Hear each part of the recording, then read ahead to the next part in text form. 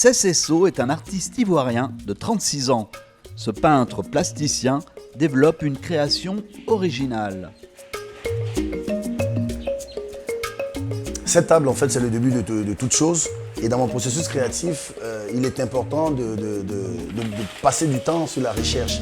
Et à partir d'ici, en fait, quand je trouve le bon équilibre, c'est de là que je pars, en fait, soit sur la toile ou sur le support que j'aurais choisi. C'est un lieu important dans mon processus créatif. C'est certainement le lieu où je passe le plus de temps.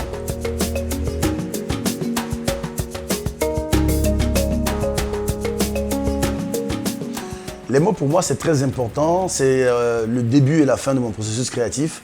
Et ça peut s'expliquer certainement par le fait que je suis issu d'une société traditionnelle. Donc, il y a un attachement presque spirituel à l'oralité. Et donc, depuis le début de ma carrière, en fait, dans mon processus créatif, il y a une place de choix pour les mots. Donc, au début et à la fin, il y a toujours des mots dans mon travail. Toute ma lecture part de mes premières influences.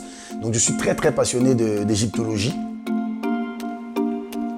Et à partir de là, en fait, il y a une continuité, une suite logique d'intérêt qui touche à l'histoire générale de l'Afrique et donc l'histoire du monde, parce que pour moi, il y a une continuité, il y a une universalité en fait dans l'histoire.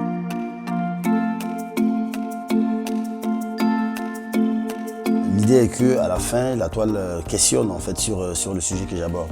Donc il y a beaucoup d'éléments comme ça en fonction des thématiques. Et c'est la thématique, pour moi, chez moi, c'est la thématique qui guide le processus créatif.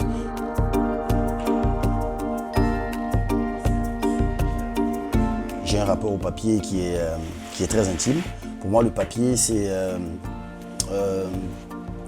la référence à l'écriture, la référence à la fragilité même de la connaissance, l'écriture qui s'efface, l'autoécriture qui vient là-dessus.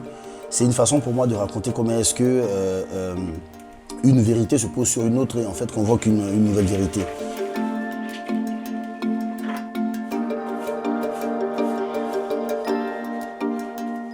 Et à partir du moment où je me jette sur la toile, il y a comme une sorte de certitude, en tout cas vis-à-vis de certains matériaux, vis-à-vis de certains éléments que je vais intégrer. Donc il y a très peu de part en fait pour le hasard dans ce processus-là. Je ne suis ni un artiste torturé, ni un artiste maudit. Je pense juste que je suis quelqu'un qui se questionne perpétuellement sur les éléments, qui remet perpétuellement ses certitudes en doute.